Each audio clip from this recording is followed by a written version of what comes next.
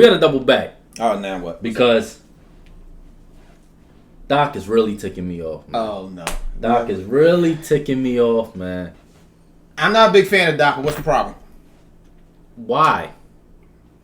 In God's green earth. Why in God's green earth is Joel in the game up 30, 29-30 with 4 minutes to go?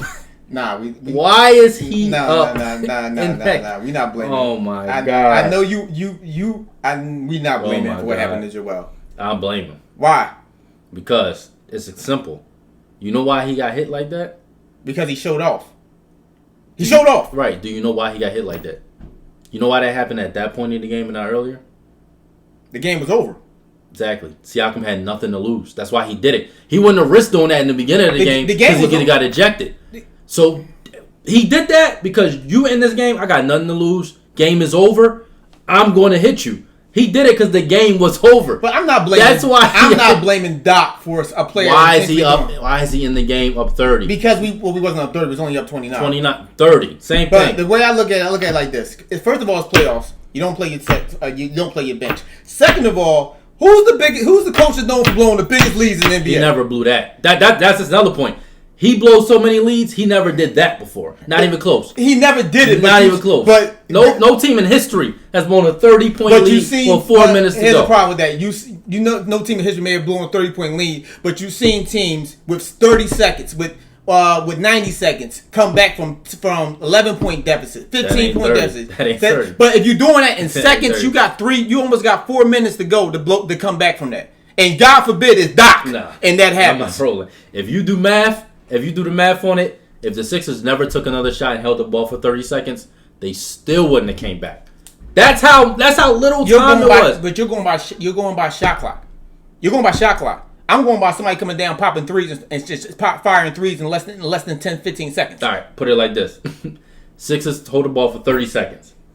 They come Can't down. hold the ball for 30 seconds. You only got 24 seconds shot clock. 24 seconds. Sorry, they hold it for 24 seconds. Right. You got it. You can't shoot from half court, so it's gonna take them 6 seconds to get the ball up. I said 10 seconds. You're pulling up in 10 seconds. So about 40 seconds almost 40 seconds go by.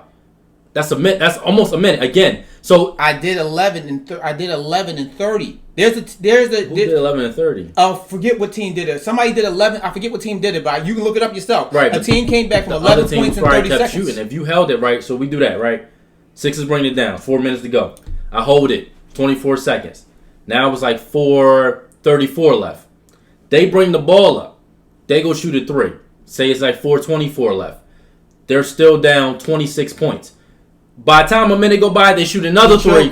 It's 2 minutes left. But it's over. But you're counting the fact that they was up by 30 with 4 minutes. They wasn't up by 30 in 4 minutes. 29 in 4 minutes. They wasn't up by 29 in 4 minutes. Yes, they was. They was up by... No, they wasn't. Yes, they was. They was only up by 27 in 4 minutes. When Joel came down and dunked that ball... We hit a 3 as soon as the timeout was over. No. When Joel came out and dunked that ball... Right. We was up 27. When he dunked, that put us up 29. Then the Siakam injury happened. Right there. And at that point, it was 3 minutes and 30 seconds. What I'm saying then it's really over. What you mean? But what I'm saying is for the fact that if you're going by your metrics, it's fine. If you're going by the metrics, like I said, there's teams that came back from 11-point leads in 30 seconds. That means it's possible to come back in 3 minutes. It's just if you got the firepower to do that. Now, you're going to argue that Toronto may not have the firepower to do that. That's a different argument. But to say that it's not possible to come back from a 3-minute deficit in a league right now where the 3-point weapon is the most primary weapon of every team out here, and all you need is what, 5 threes? Yeah. 5 threes and you in the game back close again. There's a reason Toronto took their players out with 2 minutes to go. That's 2 minutes, not 3 minutes, not 4 minutes. It was over. They knew it was over. At 2 minutes. They still didn't count it over at 3 minutes and 4 seconds. I was already playing. It's over. The game is over. So it's the difference between... So you feel like enough would have happened from 4 minutes to 2:10 that would have changed the whole game. It's 2 minutes later. 2 minutes later, you're not making a 29 dent. What they realized that 2 minutes later, they like, all right, we're not making a dent. If they knew it was over. That's why he hit him. But no, he knew it was over. If they had made a dent before them 2 minutes ago, they would have kept the starters in. That's why you have depth. We don't got that. We do. You could have left Tobias and Maxey in and took out Harden and still would have won. You don't need to put everyone in the game. I'm sorry, but you put too much trust in them. Only person I'm putting trust in is Maxey. Okay, that's it. All you need is them to get bucket. 2 buckets. It's over. 2 buckets would have ended it. That's all you needed. I don't trust That's all you needed. It's the playoffs. I don't take chances. I don't believe in taking chances in the playoffs. Well, that's what you got to. Any team does it. When the Warriors, I just watched them. They blew out when they was blowing out Denver one of the games, and it was 8 minutes to go. They took everybody out. It's over. Right, but remember what did Denver do? Denver took out half their starters too when that happened. Because it was over. Everybody. But that's what I'm saying. When the team waves the right flag, that's when you take out your starters. As long as the other team got the other starters in. If I put my starters through your bench, it's a wrap. Y'all use common sense. All teams leave at least one person in there.